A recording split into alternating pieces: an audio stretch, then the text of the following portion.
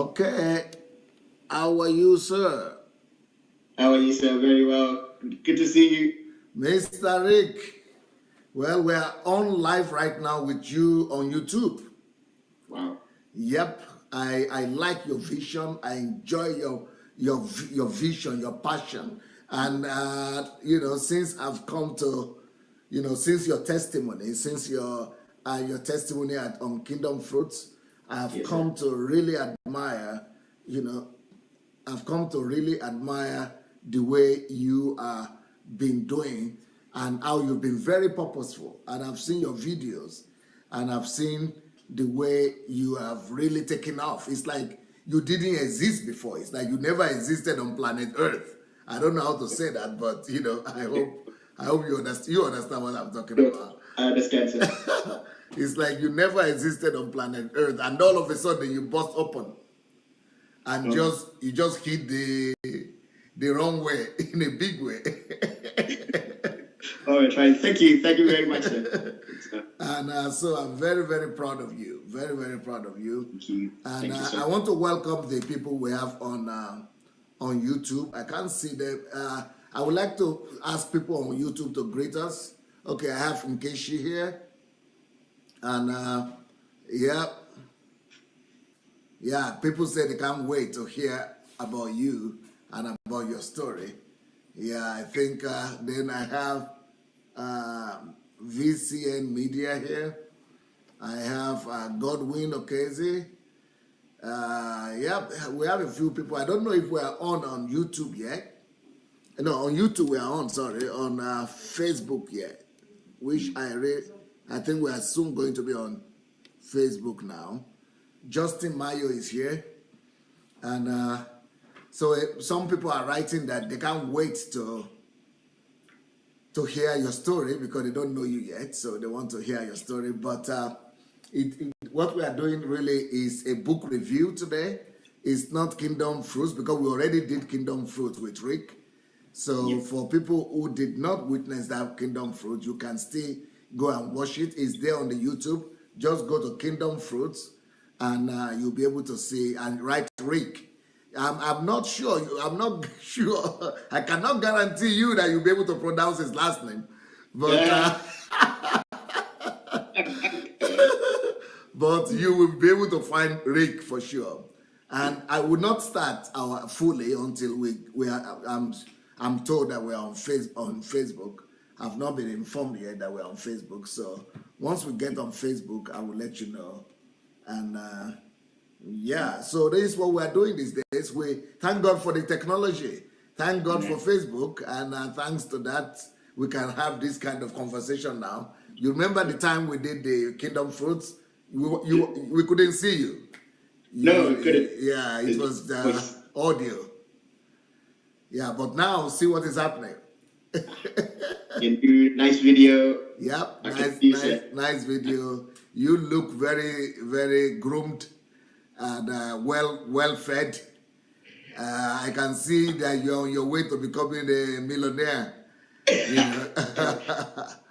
and that is possible for everybody. That's what we should let people know, that is actually possible for them. That's possible for everybody. It's a dream that should come to pass for everyone, to dream to become a millionaire. Everybody should have that as their target and as their dream. Okay, I think we're on Facebook. I will ask my team to share it on my private Facebook page. Once they do, we are going to continue. I want to welcome everybody on Facebook as well. I've been able to welcome the people on YouTube, but let me quickly welcome people on Facebook here.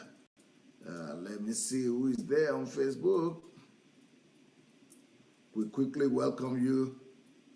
You guys are going to be blown away by this book that we are going to review today, and by the reviewer because he's the one who edited the book for me. So he is going to give us a thorough job about that book. Well, we have Tracy here. How are you, Tracy? Welcome. We have Olushola, Miracle Hosting. I'm welcoming people on Facebook now. Oluwaseyi Michael, Shiro Murage. We have Maida Orenuga, Deborah is here. Gift Blessing. Michael, yeah. We have Bakari Ayodeji here. John Victor. And Eniola is here. And I'm sure many more still coming. Please, as you are coming in on Facebook, on YouTube, Shinasa is here. And yeah, all the people who are joining us on Facebook and on YouTube, please go ahead and invite your friends. Tell them that something is coming alive again. Life is coming their way. Life is coming their way. Because with this book that we are going to review today, you are going to have so much life. If you cannot read it, because I assume that it's not readable, right? But the title is, What Do You Do With Your Time? That is the title of this book. What do you do with your time? What do you do with your time? It's not time management book. This is much more than time management book. I've read some time management books, and I don't write time management book. This is not a time management book. This is much. It's a life management book, you could say. Wow. It's better to call it that way. It's a life management book. Let me tell you some of the ideas in this book. Number one, how to live on purpose. This book is going to teach you, because your life, why I call it life management book is because the book is talking about time, but time is equal to life. So if life is time and time is life, your life is the subtotal of the time you have. So the idea is how to manage your life by managing your time, and how to prioritize your time and thereby prioritizing your life. So that's what this book is about, how to live on purpose. And then the power of purpose. How do you spend your free time? Time must be converted. How to convert time. How to be effective with your time. How to, manage life, because time is life. How to assess your time in days. How to assess your time in days. How to create value daily. How to produce something measurable with your time. Where are your products? Your life, every minute of your life or every hour of your life, you must be producing some product. Your life must be producing fruits every day. So this book here will just help you to get ownership of your life back. You will take a hold of your life back. And this book is not just going to be reviewed by Rick as a reader will review it, but he's going to review it as a writer will review it. And then he's going to also tell you his story, how reading this book has really made him to reshape his life, and how his life is taking shape just because he got a hold of the truth that are in this book. It's not a small book. It's a book that's over 200 pages. So it's a book that you are going to be well fed after finishing reading it. And of course, for those people who don't know how to get my books, just write to Gmail, dsabooks@gmail.com, dsabooks@gmail.com, or you could go to my blog, sundayadelajablog.com/books, book or books, sundayadelajablog.com/books. So here we are. Let me introduce to you today the man that is very well familiar with this book, because he edited it for me, and he also is practicing it. He knows what is in this book. But let's get introduced to him. How are you, Brother Rick?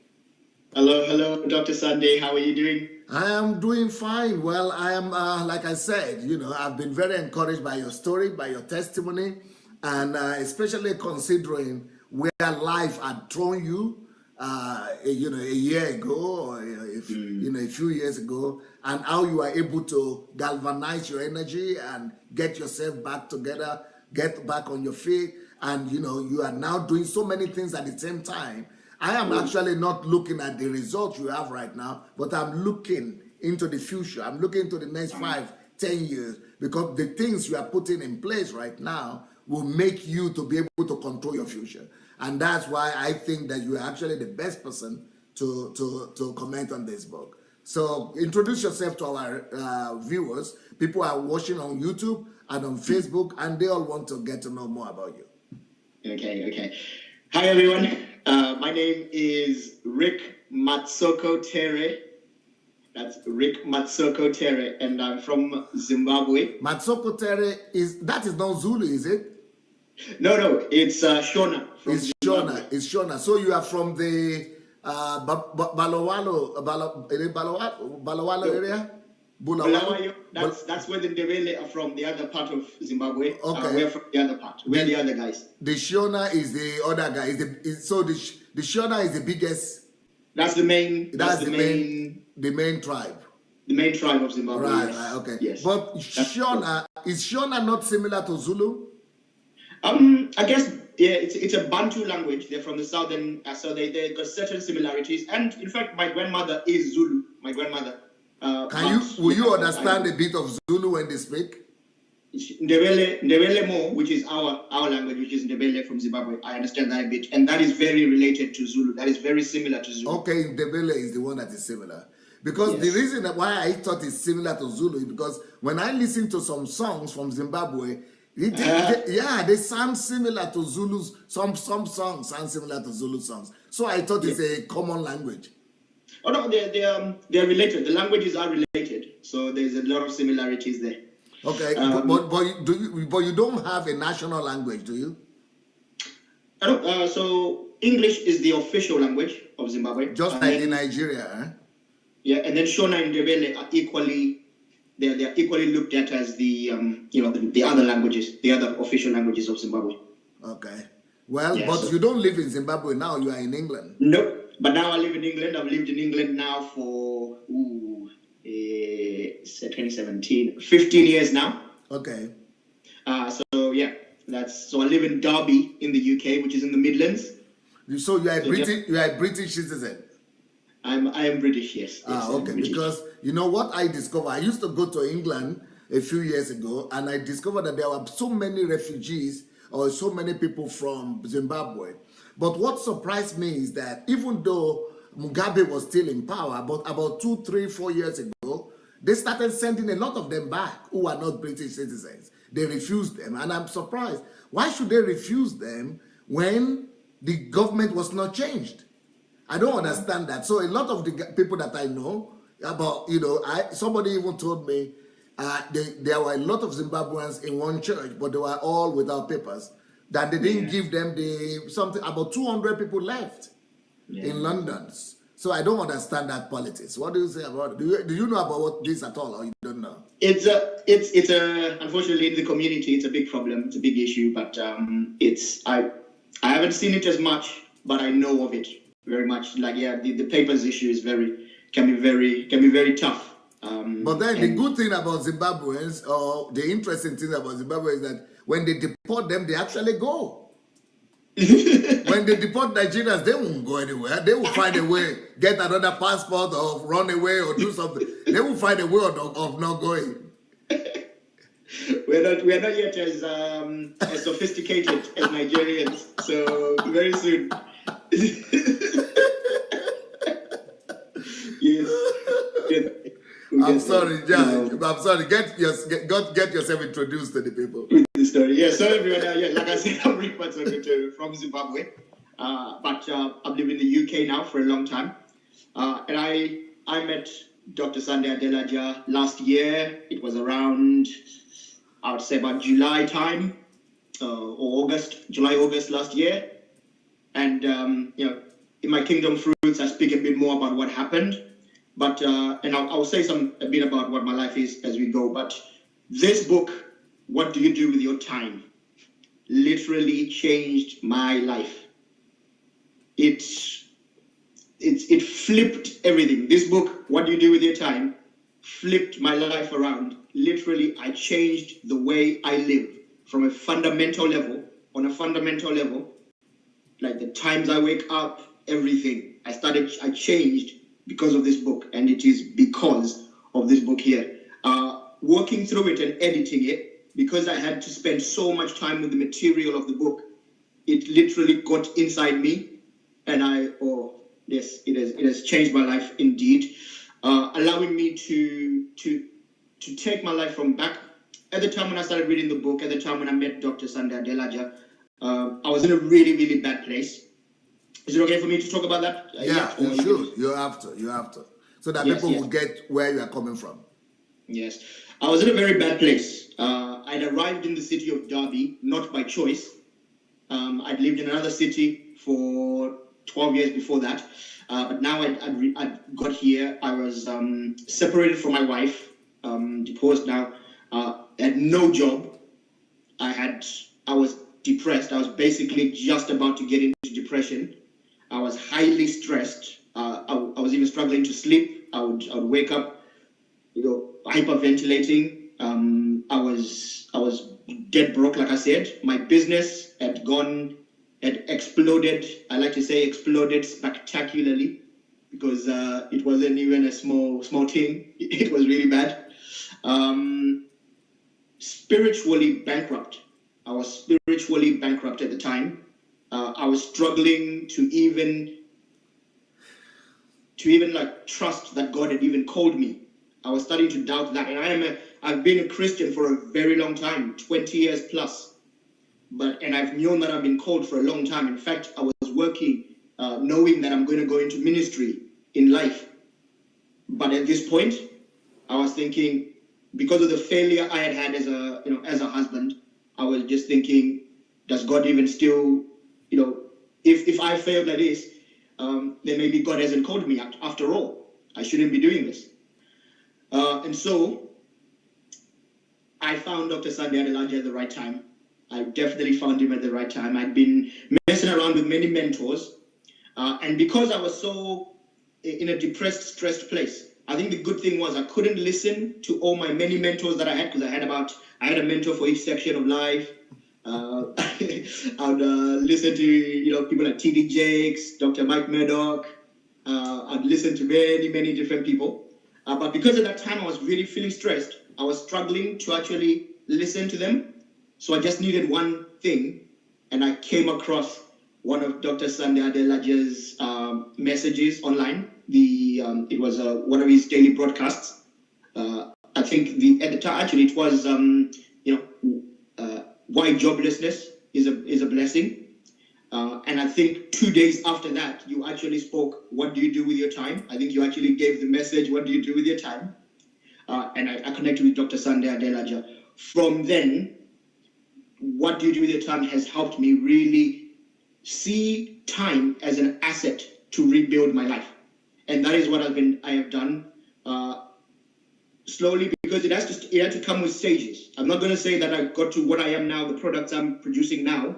It didn't just start there. I needed to use the time to heal myself first, get to a place where I was healed, and then slowly rebuild that foundation and get back to a place where now I can be effective for the kingdom of God. Now, what is it that Pastor Sunday, what is it that he speaks about, or what is so different about his books or his messages that made you to listen to him when you stopped listening to T.D. Jakes or Mike Murdoch? Who else do you have there? You have another Zimbabwean there, right? It was Tudor Bismarck, Bishop Tudor Bismarck. Bishop Tudor Bismarck. Yeah, from Zimbabwe. And there was also Joseph Prince from Singapore. Joseph Prince. So you couldn't listen to these people anymore, but yes, you were able to be ministered to by whatever Pastor Sunday was saying. What is really fundamentally different in the messages of these people and these Pastor Sunday's messages that got your attention? Okay, I think when I think about it, when I reflect on it, I think the thing was that as much as I respect these men and women and everything they do, they're amazing people, they're great people of God, very cold. But there was a certain just one dimension. It was very one-dimensional, the way the messages were. So, for example, there was a lot of preaching of the word, which is fine, and I knew the word. I'd spent 20 years in the word. I'm a very studious person. I'd spent a lot of time concentrating on these things, but I was struggling to find ways to apply it properly into my life. And that is a challenge that we all have to face in Christianity, that the way, and we have to actually, I think we need to, there is a reformation that is needed in the way church is done and the way our pastors are preaching. Because if you maybe you will not be free enough to talk so boldly, but I would say that what I personally have noticed that a lot of people, the things they speak about and the way they preach is almost like they're all copying one another. It's almost like it's always the same thing, you know. So if you keep on listening to all these same pastors who are having the same style and the same message, basically, then it doesn't apply, you know, it's just like you have been vaccinated. It doesn't, you know, appeal to you, and it doesn't catch you. That maybe is that what you're trying to say?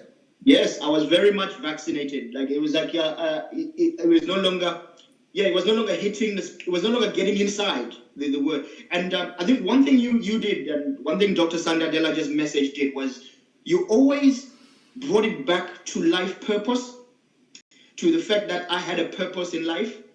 And I think if I was going to say anything about like your messages, it always, even when you were speaking about time and when you were speaking about jobs, whatever you were speaking about, you always brought it back to you have a purpose in life and you need to find it. You need to spend time finding that purpose first.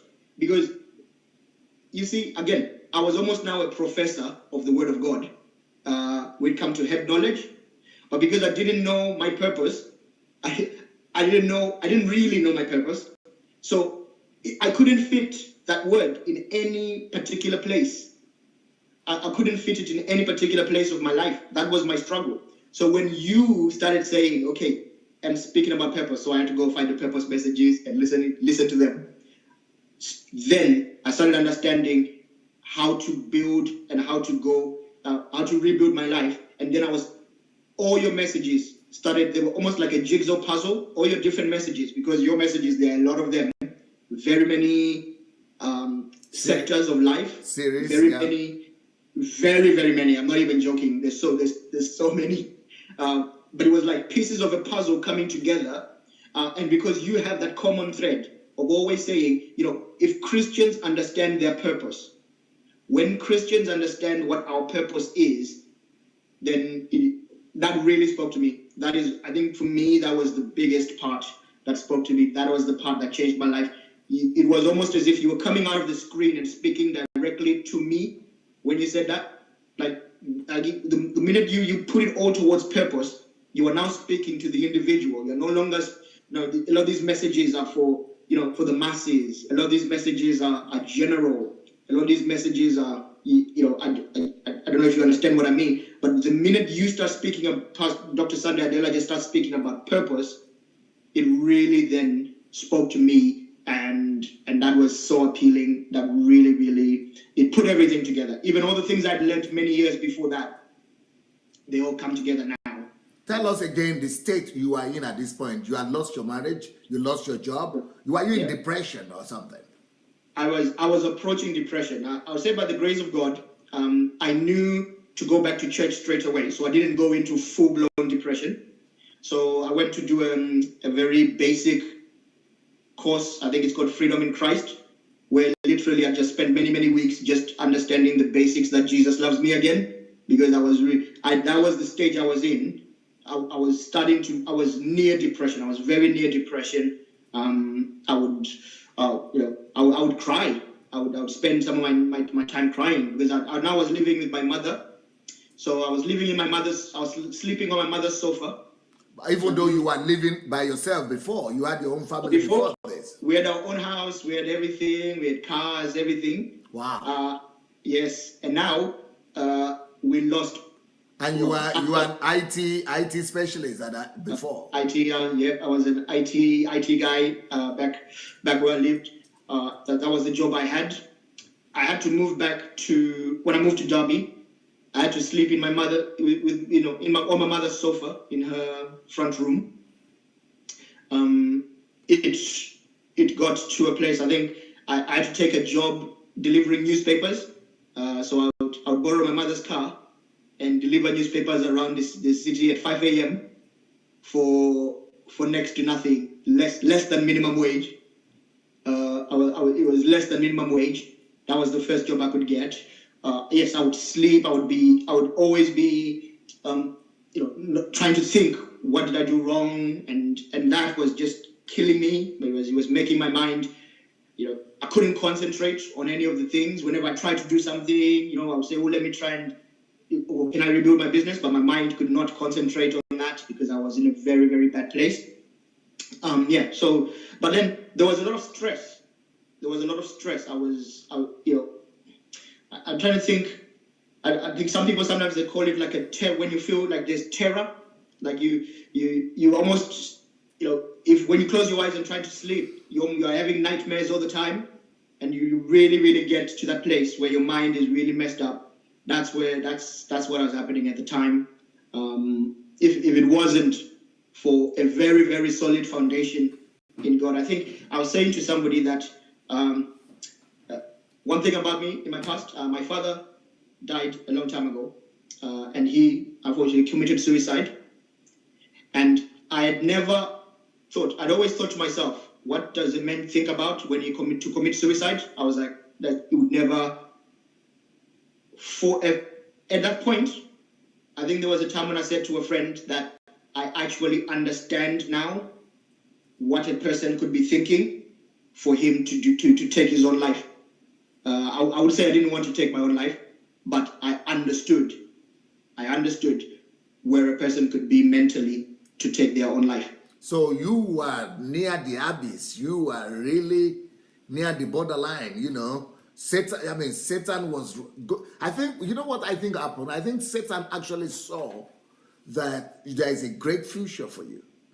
And it decided to attack you before you discover that future. And it's going to be interesting that in the midst of that, despite that, the Bible says when you are going through the valley of the shadow of death, it will be there. And that's what happened to you, because it is in that valley of the shadow of death that you actually discover this book. Yes. And the book is, for people who are just joining us, What to Do with Your Time. That is the book. Mm-hmm. Tell us about yes. There are many.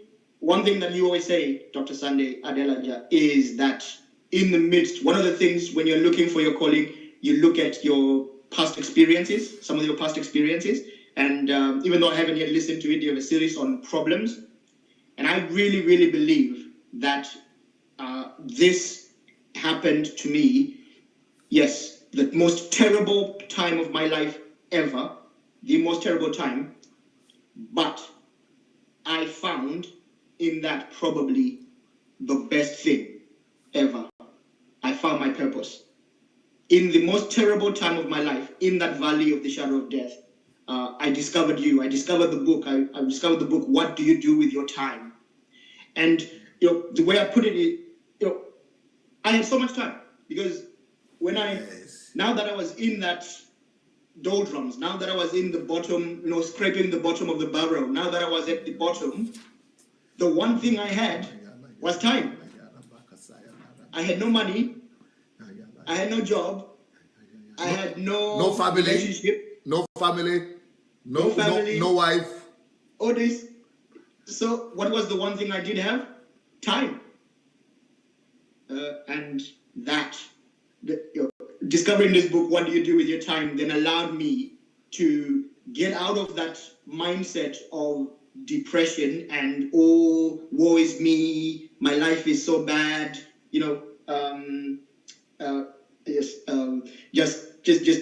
just moaning. I got out of that complaining and moaning and, life is so bad. Then I understood, okay, I can do something.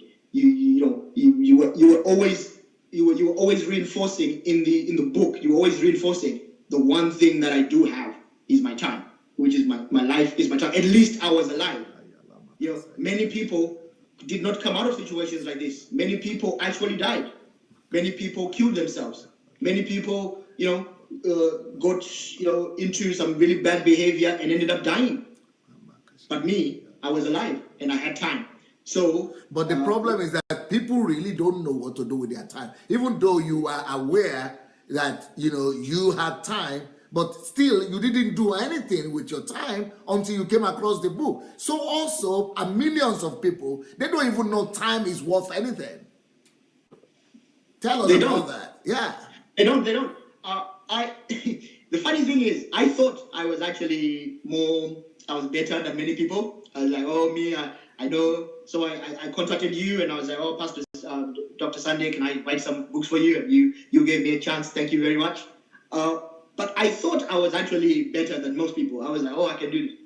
And then I really read the book and I realized that I knew nothing. Wow. I realized that, and unfortunately, I think one of the biggest hindrance to knowledge is that we people, we think we know already. We think we know. People we're so maybe, oh, I've been in church, I've been a Christian for so many times, I've been to a time management course, oh, I have read this person, that person, what they say about time.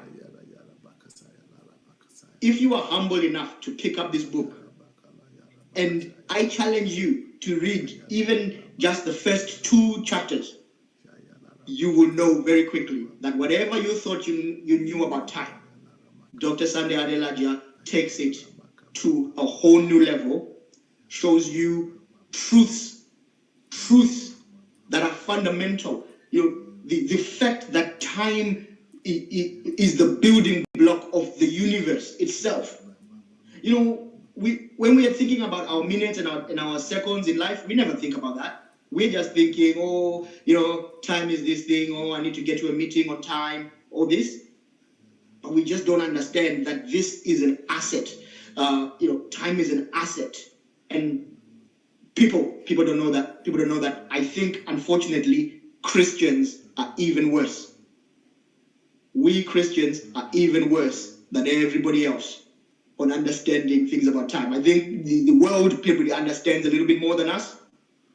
If you consider how much time we waste in some of these church activities, we are even worse than the world. We're even worse. Now, where do you start? Let me do that. Let me ask you this. What will be the 5 or 10 points, 10 takeaways, or 5 to 10 takeaways from this book, and explain them that you want everybody that is watching to really catch? Thank you. That's a great way to go into that, because I was really preparing for this. What I'll do is maybe I'll do them all.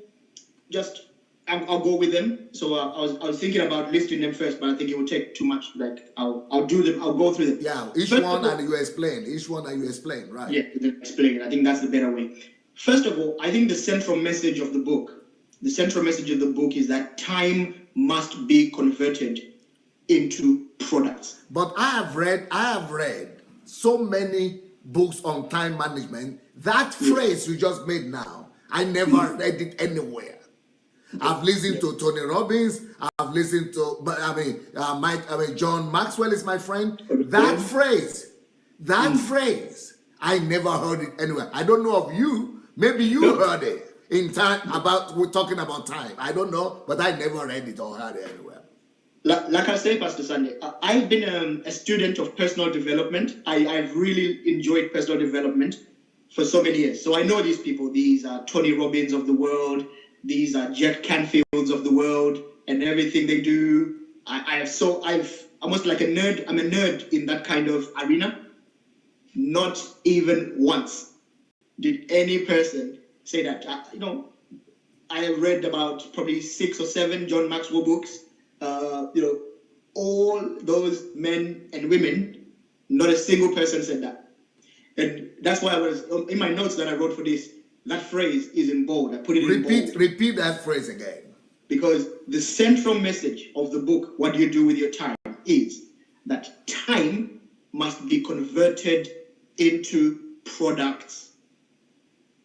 Time must be converted into product. If there is no product, everything else that we're doing with time is useless. So everything else is sideways. If there is no product, I've not lived. No proof that I have lived if there is no product. Like, it's just sideways energy. It's a lot of activity, a lot of things, like a lot of talking. And in my case, that's me. Like, I like to talk a lot.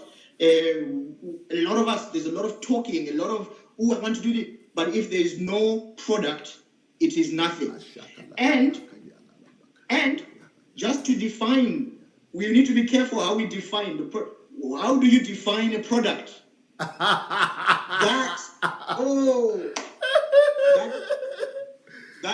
us. People want to hear. It's deep. They say, how do you define a product? How do you define it? That floored me. When you spoke about that floored me. Things like I have children, or I'm a married man, I'm a married woman. Dogs and animals and pigs, they do the same thing. They have children. They have children. So that is not counted. We don't count those things. No, they're not counted. The things to say, and one particular line that you said, and I think another thing that was very powerful for me in this book is that laced through the whole story of the book is your story, Dr. Sunday Adelaja, of how you learned how to convert. Share something with them too. Yes. So there was a very funny thing in there where you yourself, when you were a young Christian, you were going. One of the things you used to measure how successful your time was saying, "Oh, I'm still a Christian. I'm still a Christian this year." So. I'm sure there are still some people in that category. I'm not backsliding yet. You put into words what we were thinking. That's the thing. I may not have said it, but that was the thinking. Oh yes. Oh, thank God I haven't backslidden this year. And we think that's a product that we have. But the product is something that must be tangible. Something that is of value, that is of worth, that you are adding. And for me, that was my product. That was my problem. I had no product. And at this time, you are not 12 years old or 15 years old. You are like 20 something or 30 something. Yes. And 32. And you had no product. And I had no real products. No. If I had them, I'd done them by mistake a long time ago. Like I didn't even. Now, but the problem is that we have churches, we have Christians who are filling our church buildings. I mean, there are millions of people going to church, grown-up men and women, like adults, 40, 50 years old, who cannot point to one product of the life they have lived and spent on this earth. No, and that is not. That really almost breaks my heart. And imagine how much it breaks God's heart when we say we follow God. We say we are the representatives of God on this earth. I thought I was a leader. I was a leader in the church that I was in, and I didn't know these things. I wasn't being taught these things. I didn't know how to convert. And you say in the book, another point in the book, you say is that to know what to do with time is to convert one day, is to convert a day. And to convert a day is to produce a product in that day. I even wrote that down because that really, really got me. That if you want to know that you know what to do with time, you must take a base. In the book, one of the things you take is the base time unit of a day. And you break that and say, okay, let's just measure one day. What product has come out of that day? If there isn't, if the sun has come up and the sun has set and there is nothing, all I've done is go to a job, come back, eaten, had some food, gone to the toilet, come back. What is that? So job is not a product. That's another point. No, that is not a product. In fact, as I was speaking about purpose at the beginning, the product has to be in your area of purpose. When you're in the job, you're producing products for your boss. You're producing products for your company. And they are reaping all the rewards for it. They are the ones that get the rewards for the product. All you get is some time. But that comes to another point that I'm going to come in with the job, because you really, really hit that. But my days were just passing, Dr. Sunday Adelaja. My days were that, in the end, they just become like a blur. Like, you'd wake up on Monday morning go, take a shower, go to work, kiss your loved ones, go to work, have a chat at work, go to lunch, spend some money, come back, watch TV, hang out with, talk to your family and all this, and then you're asleep again. And unfortunately, Tuesday will be like that, Wednesday like that. It was like a blur.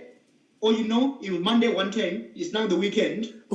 Now the weekend, you do some other things. Sunday is just gone for church. You're just in church. Sunday is just like that. No product. No product. And you're back to Monday. And we are, even right now, as I'm at work, a lot of the people in my job were like, oh, guys, it's Christmas again. It's almost Christmas again. Because it's like a blur. It was Christmas the other day, and now it's Christmas again. And then you look at your life, what did you produce? Did you produce any product? Some people don't even ask themselves those questions about the product. They don't even know their life is supposed to be measured by the products that they produce. They've never even heard of that before. Many people have never heard of these things before. But many people don't even define what a product is. They've never even said, sit down and be, wow, what is a product? Is my life meant for anything else? Rather than, reproduction, going to parties, being a son, a husband, a father. Go to church. Those things are good. Don't get me wrong. I'm not bashing those things. But the products are intentional. The products, you think about them. You think about it and you say, no, with purpose. Let me do something that was true. You say in the book, another thing in the book that I learned was that there are 3 ways that you can spend your time. You can either waste your time, you can spend your time, or you can invest your time. There was another big wasting, spending, investing time. So what's the difference between the 3?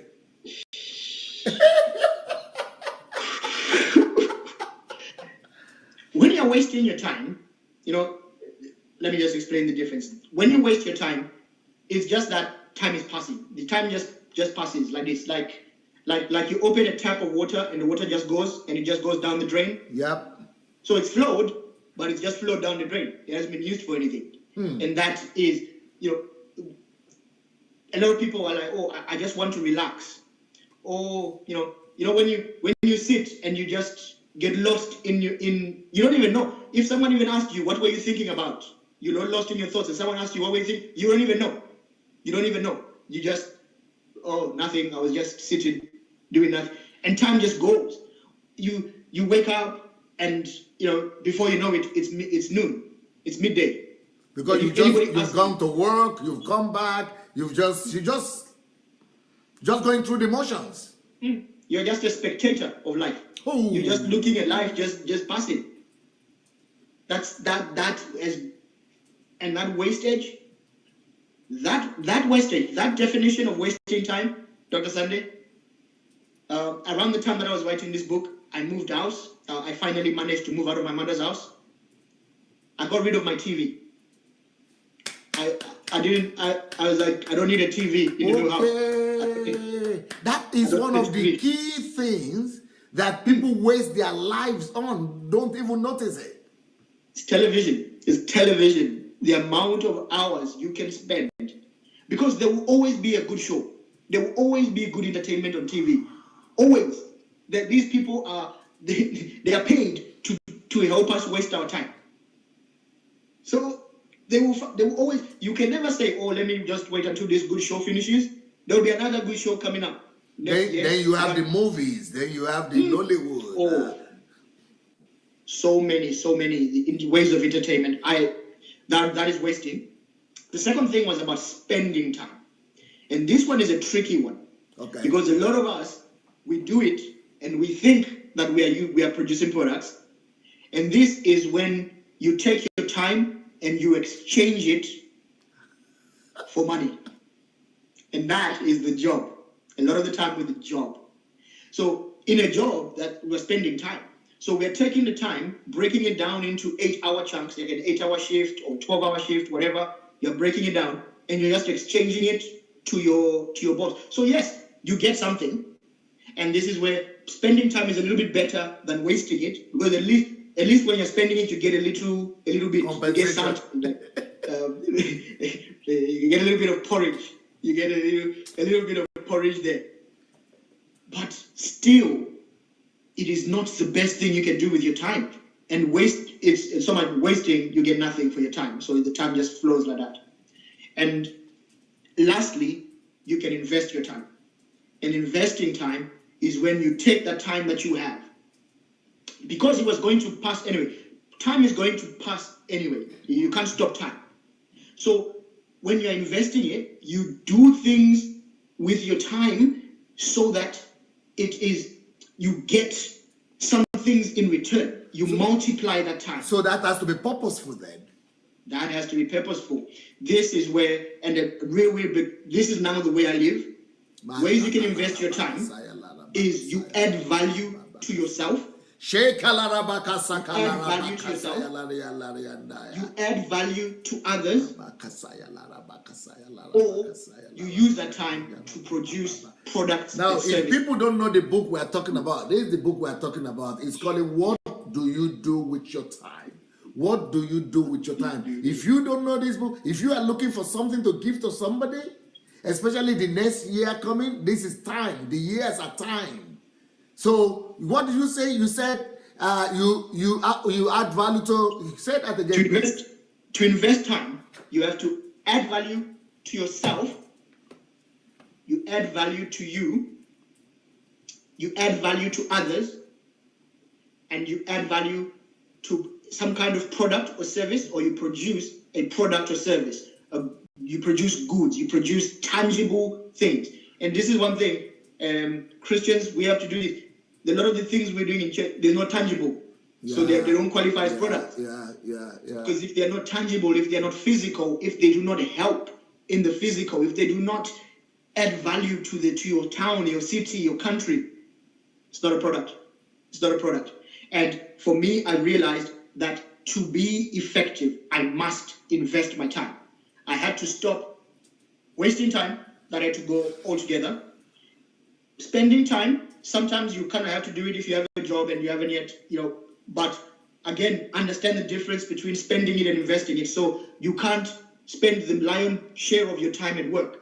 This is because it doesn't make sense. If you spend most of the time at work and then a small time investing, it's not good. Whereas if you spend a small time spending time at work and a large amount of time investing, you are doing so much more for you, for your purpose, for the kingdom of God.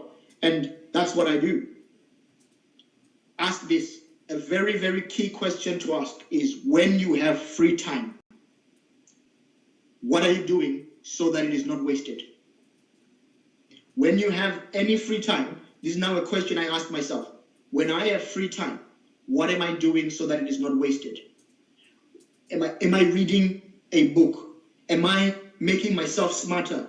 Am I researching something? Am I actually going and helping somebody and helping them? Or am I just sitting there just like, I need to sleep again for the 12th hour of the day. I want another nap. You're going for another nap. You slept for 8 hours, now you want another 3-hour nap.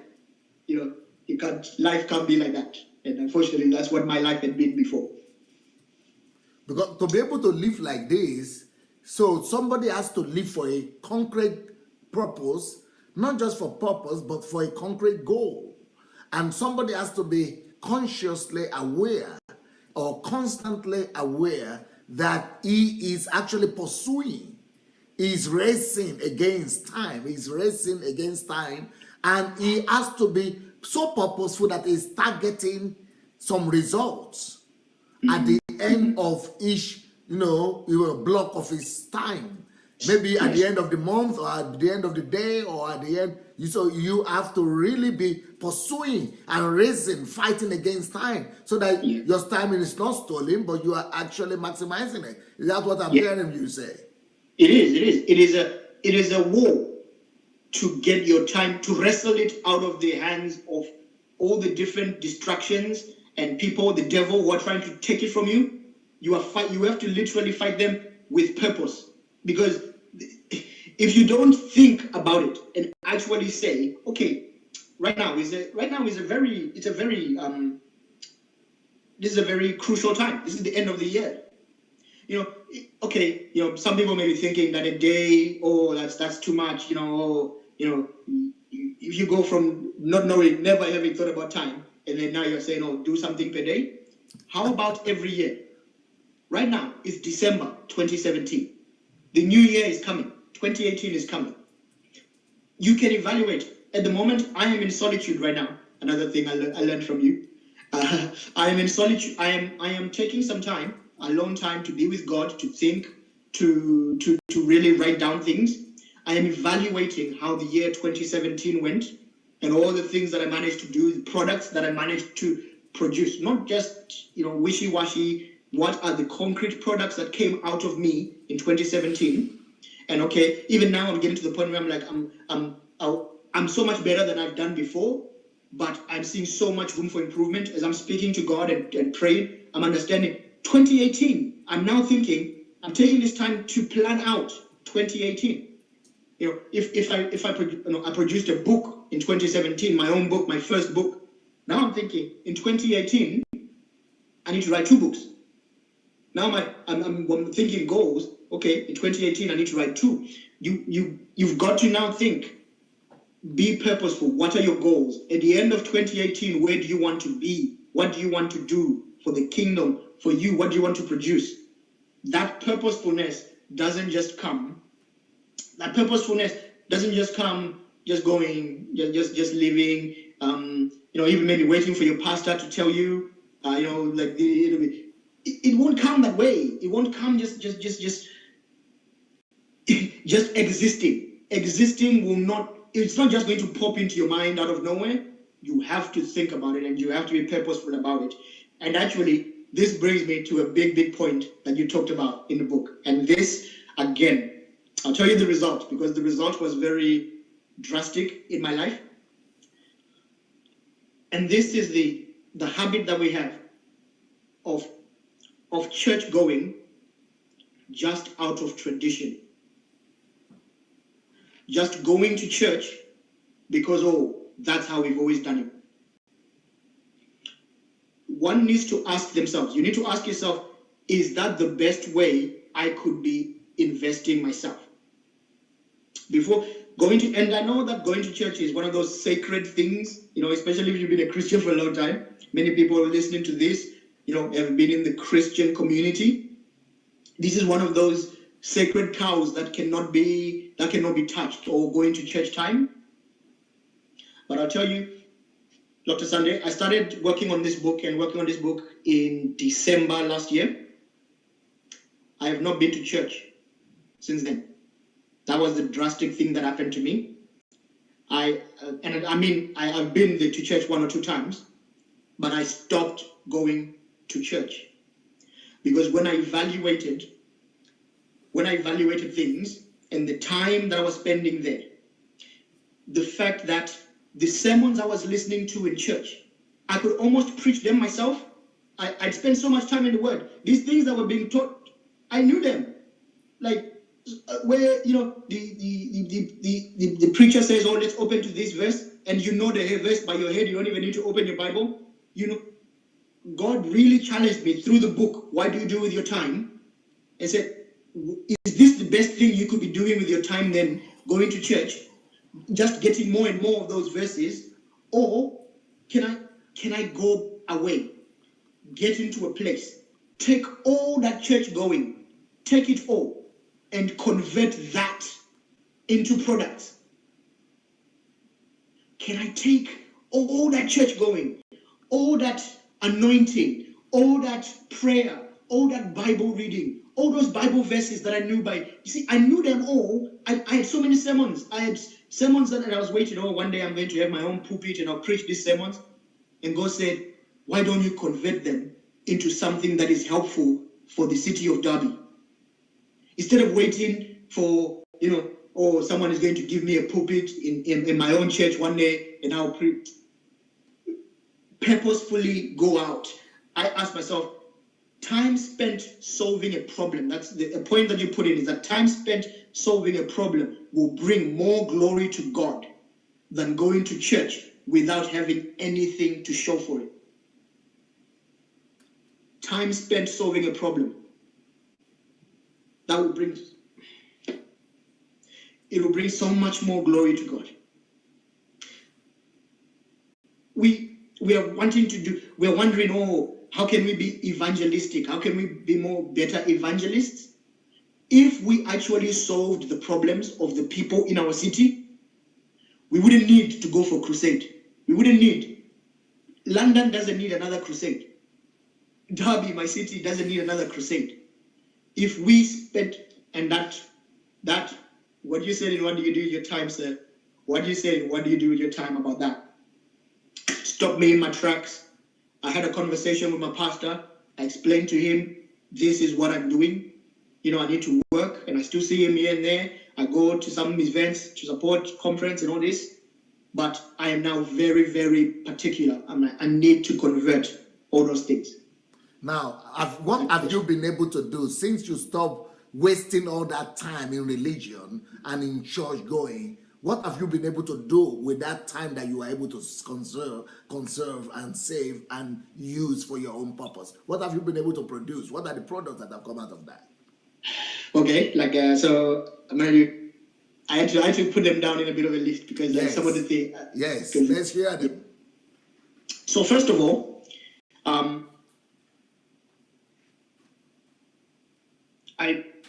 my gift and my purpose is, and looking at my purpose and my calling is as a teacher, a man who loves wisdom. I love the wisdom of God and everything.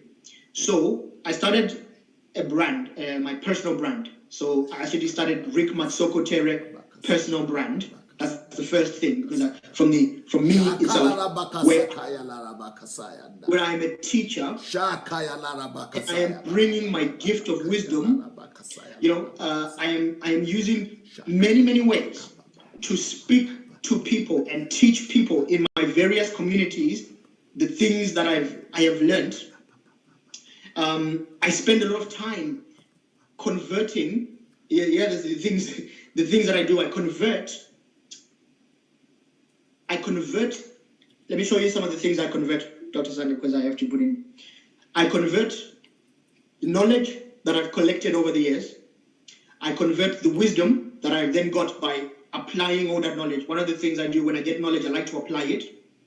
I'm converting my 20 years of Christianity, taking it and translating it for people maybe who don't understand church terms.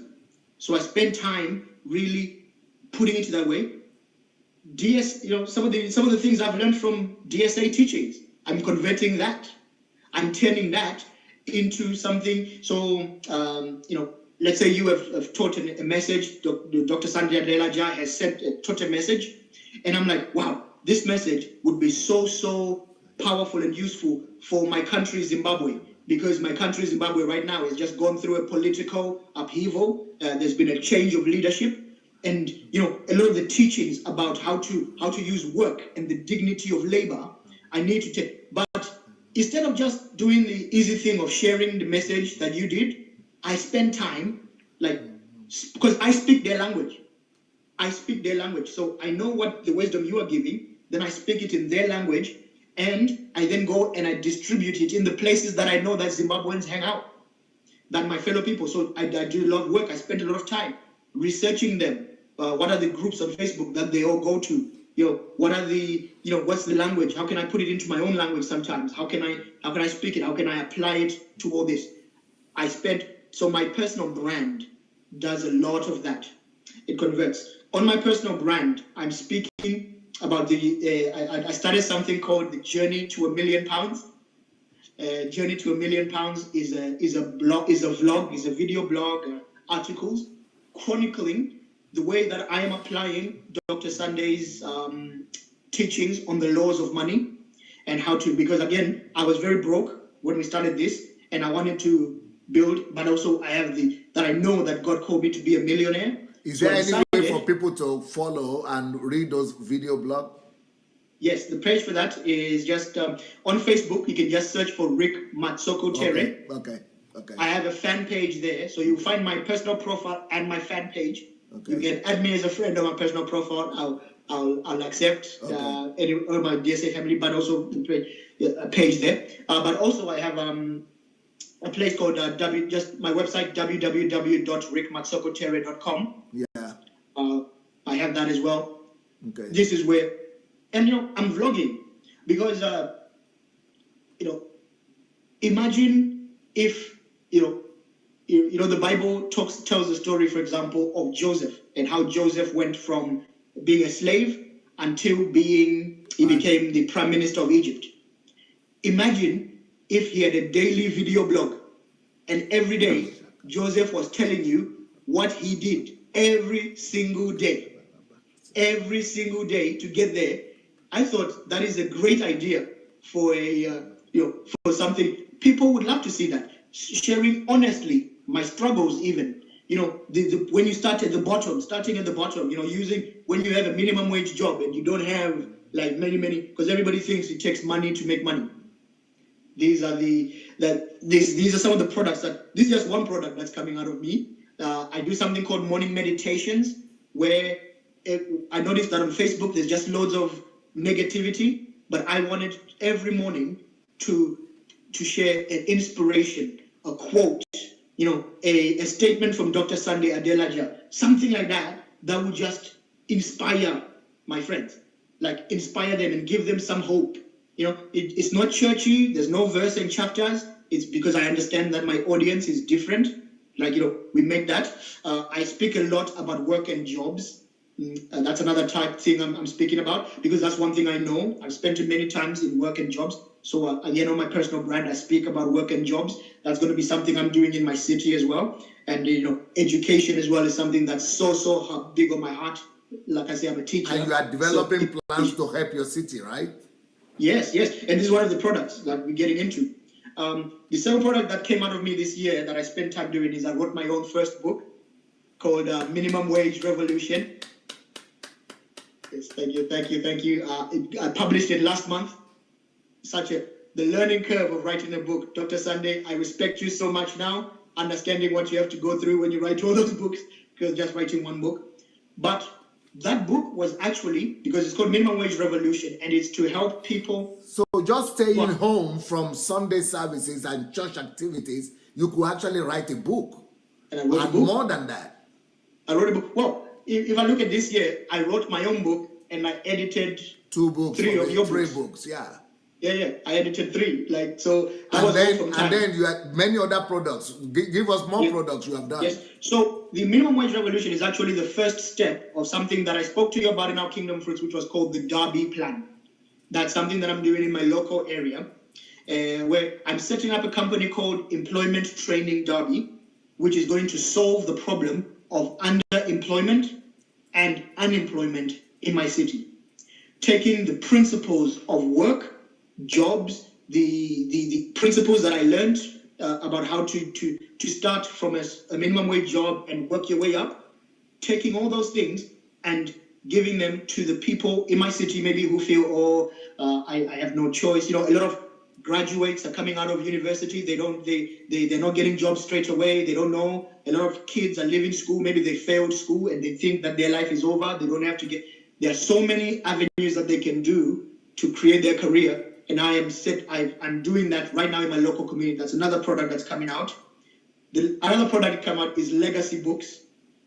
It's a company that I set up, which is a library of kingdom wisdom that are books that are either edited by me, written by me, or just simply being sold by me, that I'm actually bringing out. Because one of the things I notice is that there's so much ignorance out there. The kingdom wisdom is not out in the world, and I think that they're bringing out. So even I was very interested the other day when you were speaking, Dr. Sunday, about are there people who want to distribute your books? Yes. I would definitely be emailing your team. Yeah, because I want to use the opportunity to tell everybody, this is the book we are reviewing right now, and this is the book that Rick is talking about. He read it very well, thoroughly, because he edited it, and it's called What Do You Do With Your Time? And every one of you could become not just a reader of the book, but you could actually make money from these books. You could actually become a distributor. And you are going to get more than 50% of the money that comes on every book. Maybe 60%,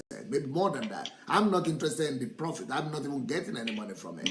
But it's for people just to be able to get the book and read. So you yourself who is listening to us, you could get opportunity to be able to read these books and then to be also be able to distribute them and be able to make money for yourself. And they'll also be able to be a blessing to other people. What about converting your time? Learn how to convert time. That's what this book is talking about. Instead of wasting it on religion, begin to convert, add value to yourself, add value to others, convert time, and then you'll be able to enrich yourself. And see, from depression just 1 year ago, from being in depression at the verge of almost understanding what people who commit suicide do, from that into becoming an author himself, and into becoming a solution provider for his own city, and resolving the problem of unemployment in the city and underemployment in the city, and producing his own book, and starting a library of books, and coming up with so many projects in 1 year. For so many of us, for all our years on earth, we don't even produce one product. But see how many products this brother has been able to produce in 1 year of coming in touch with Pastor Sunday and reading this book. This is what to do with your time. This is conversion by excellence. And for you to get all those books, just write to DSA's books, one word, DSA's books @gmail.com, or go to my blog, sundayadelajablog.com/books. Yes, sir. Continue, sir. We have about 10 more minutes. 10 more minutes, okay. So there's a couple of things then that I learned from the book, What Do You Do With Your Time, that were amazing. I found your story, Dr. Sunday, to be very, very inspirational. That impacted me so much because I saw myself in your struggle, that struggle you had, where intuitively, deep inside. I think it's God speaking to our spirits. God is telling us that there's so much more that's inside us, but we are just, we're not producing any products. We know intuitively that our life has to produce something more than just the usual thing. When my peers are saying, oh, we want to go to the club, or, let's all go out, let's go do this. For me, intuitively, I know that that's not what life is about. That can't be what life is about. Life can't be just about parties and then, go home. Drink, go home. That's all that intuitively I know. So that's a very powerful part of that book, and how you looked, when you say, do I have a product? If you ask yourself, do I have a product I can point to over the last year? Have yourself that honest conversation. Then on the next year, you can then produce a product and get better every year. Because I really feel that feeling now. After producing my first product in my first year, that's why I took this whole month as solitude, because I know that I can do so much more. The next year coming, it's so just doing a little bit this year showed me that the future is bright. The future, there's just nothing but possibility in God. There's nothing but possibility. I can produce so much more product. I want to challenge myself now that the things that I produced in 1 year now, I need to produce them in 6 months next year. It has to be 6 months. I need to get better. I need to become better at doing it. My writing has to be faster now. My writing and my thinking has to be even quicker. That is the other thing where you invest time in adding value to yourself. I'm going to make myself a better writer, because thank you so much, Dr. Sunday. You got me on that. You taught me how to be a better writer. But I now need to just get better and better and better and produce more products coming out. Distractions. That's a big one. You need to decide how you are going, how much distractions you can cut out of your life. And that has to be something you do purposefully in advance, so that when the distractions come, they go. A big one is just your family and friends. People you actually love can be distractions for you. And sometimes you may have to have difficult conversations with them. When they want you to just hang out with them and just kill time, you have to have that thing that says, guys, I'm sorry, I need to go to my laboratory, I need to go to my library, I need to go to my wherever you need to go for a bit to produce your product. You can't just be, for me, I had a big thing where I was so happy about the things I learned in this book, What Do You Do With Your Time, that I wanted to show my sister, I wanted to show my brother, I wanted to show my mother, all these things. I was like, oh guys, there's so much wisdom. And they liked it at first, and then they fell away. So they tried to do it at first, but then they fell away. But then they're like, oh, come and hang out with us. Let's just watch some TV. And I said to them, no. You guys couldn't. I told you I showed you what it is I do. I have to go do this. You couldn't do this. I understand. Maybe you need some time, but we can't hang out as much. We cannot just be sitting around watching Netflix. That we can't just spend all our days doing that. We have to spend. Those are the distractions. You need to cut them out. TV out of the way. Useless time on YouTube. I spend a lot of time on Facebook, but that's because I'm doing my work there. My Facebook, I'm actually doing a lot of my work there. Unfortunately, I don't yet have a team to do my posts for me, so I have to do them myself. That's the thing that I learned from the book so much. There must be different things that we produce. What would you like to say to people who are just coming on the platform now? Because you've been on the platform since last year, but many people just came on after it started coming back again. A lot of them don't even know about the resources, about the YouTube series and things like that. What will you tell people who are watching you now? Okay. If you're just joining us, welcome, by the way. You have made one of the best decisions in your life, watching and partaking in the wisdom that Dr. Sunday Adelaja has to offer. I would say that. By the way, before you answer that question, something just came into my mind. Will you say what you used to do before, running after men of God, running after pastor, this mentor, could that also be a distraction, by the way? I have to agree. It definitely is. It definitely is. Unfortunately, when you have no purpose, what I found was I spread myself too thinly by following all these people. So I could never be effective in any particular thing. So there was a lot of time. There was a lot of time spent doing a lot of things. Now I know that God causes all things to work together. So a lot of that is coming. A lot of the experience I learned from there is coming to hand now. But that in itself is another form of church going that is not very, very useful for you. It's not very useful. Many Christians are spending too much time on Christian television, or on various Christian television things and networks that are not very, what are you getting from that? Every day you're watching, but what are you getting? What are you doing? What are you producing with those 2 hours, 3 hours that you're watching? Where is the conversion? Where is the conversion that this book talks about? What do you do with your time? And I guess, as I say with what you said with people who are just joining, I have a few favorite series and books. So the good thing about is almost for every book of Dr. Sunday Adelaja, there is a series of videos all over YouTube. You can find them on Facebook as well, and you can find them on his blog, which correspond to that.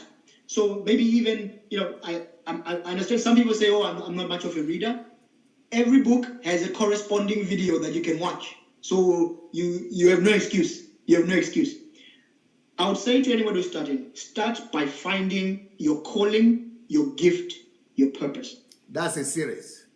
That's a series. If you go and find a series called Finding Your Calling, Your Gift, Your Purpose, I kid you not, Dr. Sunday, I have listened to each message in that series. There's about maybe 10 to 15 messages. I've listened to each of them 5 or more times.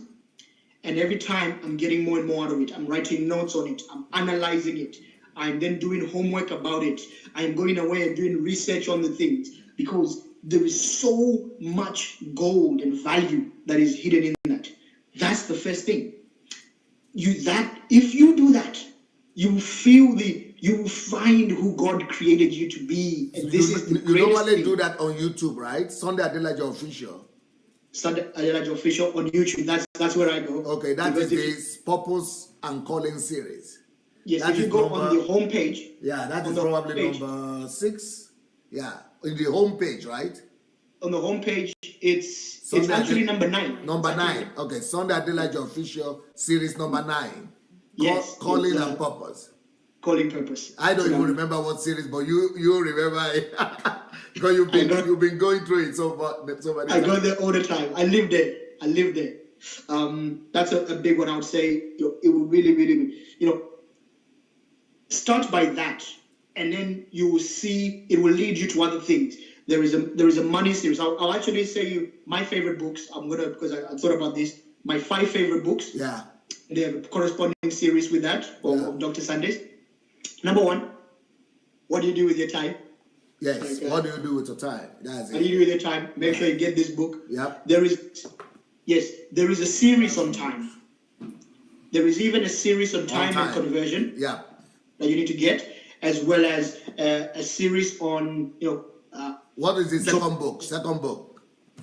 Second favorite book is Only God Can Save Nigeria. What a Myth. Are you serious?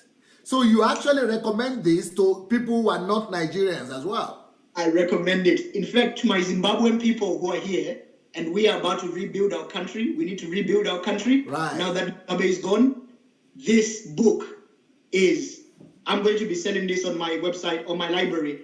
I'm going to be selling that book.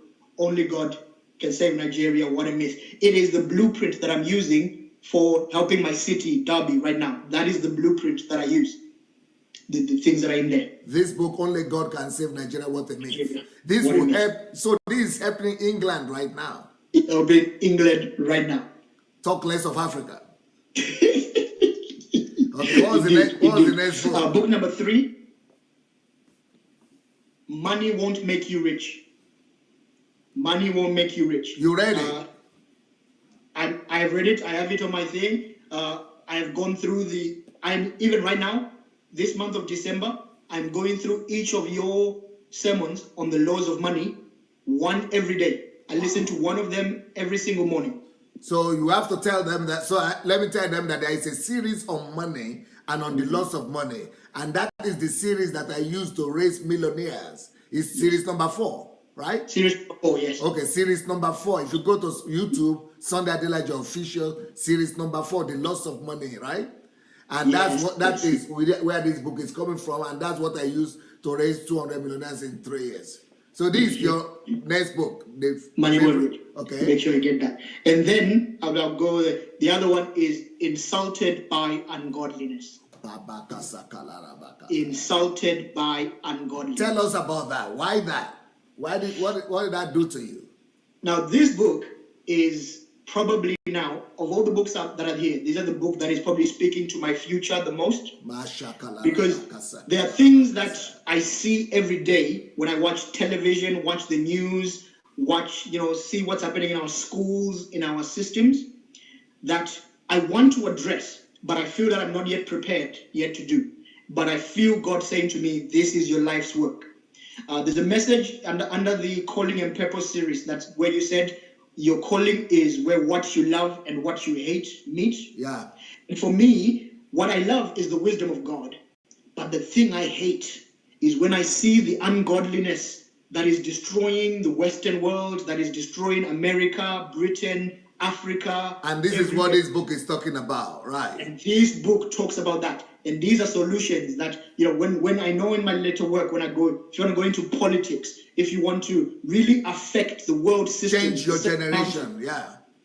If you want to approach 7 mountains, this book here it's called Insulted by Ungodliness. By Ungodliness. Right. It is your books, Pastor Sunday, are like futuristic.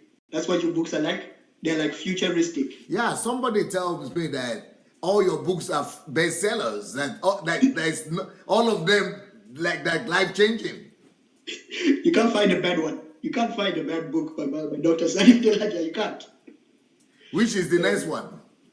So I put these ones on here. The next one then would have to be who am I and what am I here for? Okay, we have that one. Why am I here? Who am I? Why am I here? That is another serious book. Yes. On calling and purpose. The book on calling and purpose. This is the foundational book. For people to discover who they are.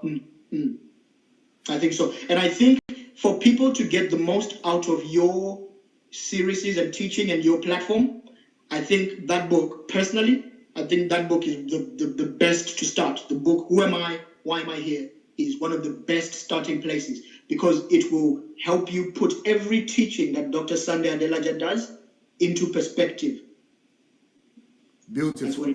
So what will you say to our time is over now? What will you say before you go to the people watching? Right, you have helped them that they have to go listen to the series, the videos, and then you have to read the books. You mentioned your favorite books, and before we go, any other thoughts that you have that you would like to say that you have not said that you like to touch on, because people are going to go into your vlog now, into your Facebook, and into whatever you are doing. They want to go and explore and get to know you better, listen to your story, so people are feeling like you are becoming a family to them right now because they've heard your story. So what will you tell them?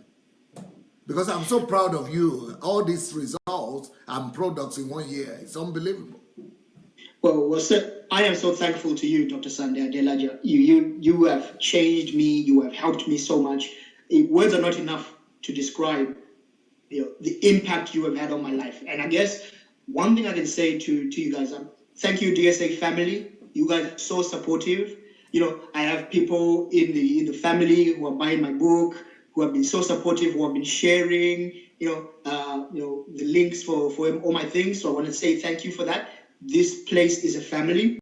You can grow in this community, in the community of DSA family. I just want to say thank you. I think that's the main thing for me. I've said everything on promoting anything that I will know of yours. Right now, it's just gratefulness. It's just pure gratefulness because again, even discussing it with you, I'd almost never taken time to see where I'd come from, how far I'd come. It brings me to tears when I think where I was, when I couldn't even afford to put a shirt on my own back.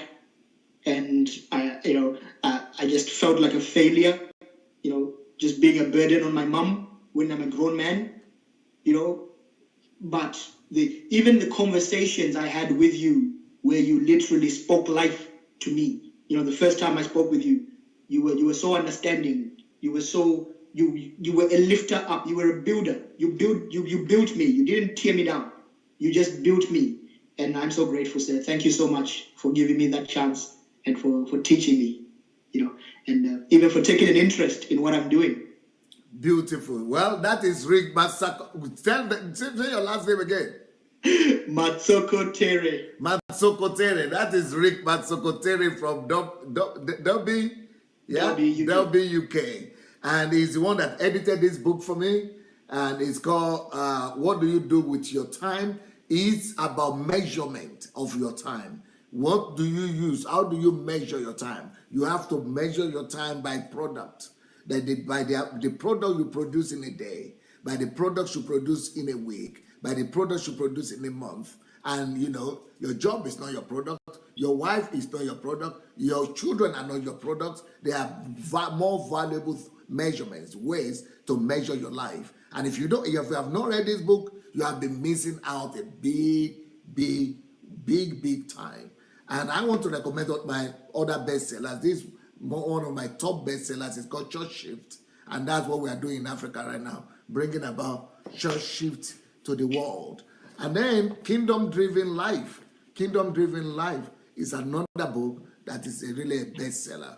Now, I had a covenant brother in my life that passed away, and it was a big tragedy to the world. So I wrote a book about what to do when bad things happen to good people. It's called Miles Monroe. Finding answers to why good people die, tragic and early death. So this is one of the books also that you want to really give to people in this new year. And then we're giving everybody an opportunity to be able to distribute the books and make as much money as you want to make for yourself. So if you want to be a distributor and make money for yourself, write to dssbooks@gmail.com. dssbooks@gmail.com. Or you might want to just go to my blog, sundaydelajablog.com /books.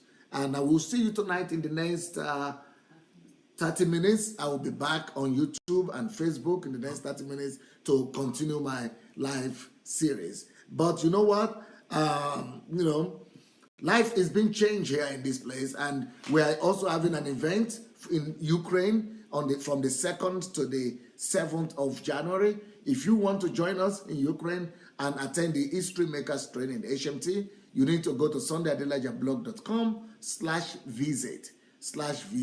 Or if you want to join our Nigeria project, you might want to go to sundaydelajablog.com /Nigeria. So that's the way to do it. Or if you want to write to me for the books, write to vip@godembassy.org. Or if you want to write to me concerning this project we're having, our Kingdom Fruits, you want to we feature people whose life have been changed on my platform. I give people greater platform, expose them to the world, but that's what we call Kingdom Fruits. If you want to join Kingdom Fruits, you want to be a part of it, write to vip@godembassy.org. vip@godembassy.org. If you want to be featured here, if you want us to also invite you, or if you have read any of my books, you've read any of my books, just write to vip@godembassy.org or write to dssbooks at gmail.com and say you've read a book, and if you've been blessed by that book, we want to invite you as well so that you could also share your story and share your experience of the book you have read, of DSS book that you have read. So if Rick doesn't want to say anything anymore, we'll meet in the next 30 minutes. Thank you, everybody. Thank you, friends. I will be back in 30 minutes. God bless. Peace. God bless you, Jesus. Bye.